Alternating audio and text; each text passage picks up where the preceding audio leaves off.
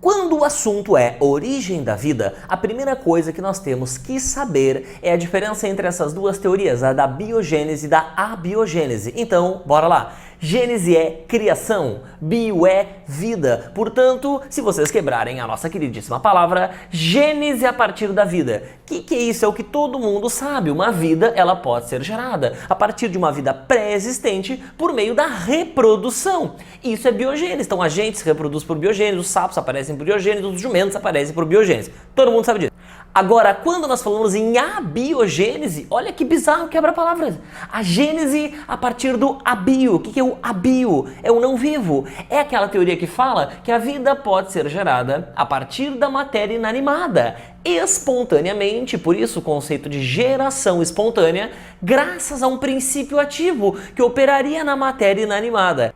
Exemplos dessa teoria: larvas de moscas aparecem na carne graças ao princípio ativo de maneira espontânea. Ou micróbios aparecem em caldos nutritivos de maneira espontânea graças ao princípio ativo.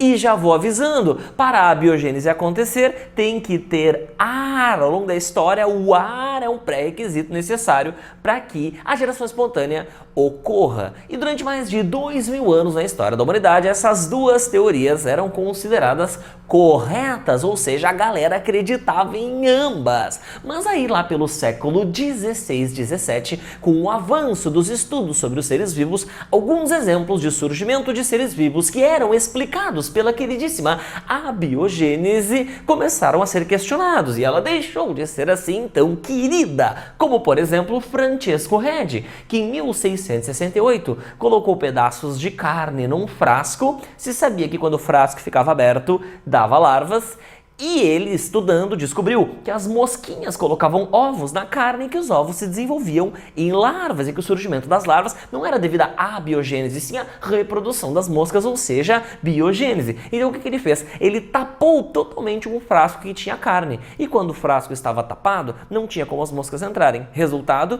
não tinha abiogênese. Por quê? Porque não surgiam as larvas. Porém, os abiogenistas falavam que quando tu tapava hermeticamente o frasco, também não entrava o famoso ar, e aí não tinha como o princípio ativo operar. Então o que o Redi fez? Ele pegou um segundo frasco e colocou uma tela, uma gaze, que permitia que o ar entrasse, mas não permitia que a mosca entrasse. Resultado, não tinha larvas nesse frasco que tinha ar entrando, ou seja, mesmo com ar entrando, não havia abiogênese. E aí o Redi mostrou que não havia a geração de larvas de moscas por abiogênese nesse caso. Inclusive ele mostrou que as moscas colocavam ovos na gaze porque provavelmente sentiam o odor da carne, que era um substrato que elas estavam acostumadas, adaptadas a colocar em seus ovos. Porém, na mesma década de 1668, foi inventado o microscópio. E décadas depois, foi se descobrindo, por exemplo, que os micróbios podem surgir com muita facilidade em caldos nutritivos. E aí começou uma grande polêmica de qual seria a origem desses micróbios.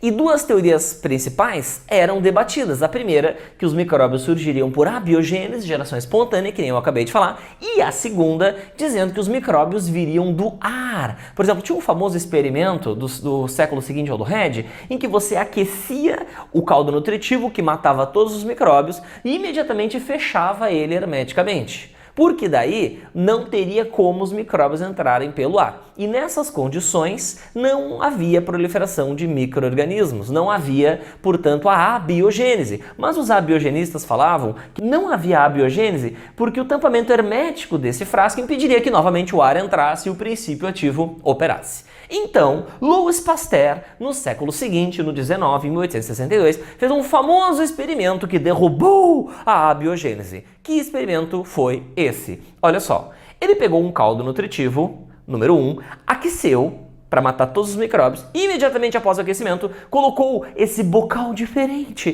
que lembra muito o pescoço de uma ave, o cisne, então foi chamado de o pescoço de cisne.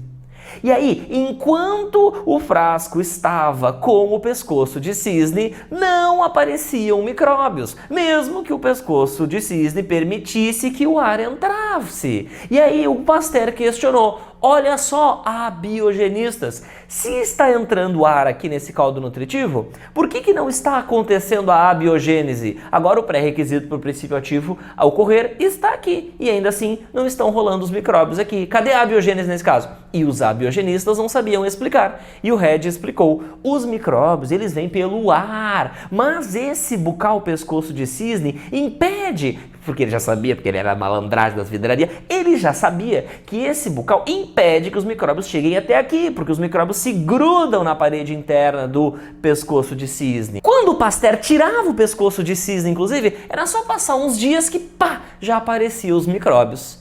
Portanto, dessa maneira, Pasteur mostrou categoricamente que não há abiogênese no exemplo da proliferação dos micróbios, e a partir daí o último exemplo de abiogênese que ainda se acreditava que era o da proliferação de micróbios em caldos nutritivos foi derrubado, e Pasteur e seu experimento então derrubaram a abiogênese definitivamente, e isso é o que mais cai em questões desse assunto.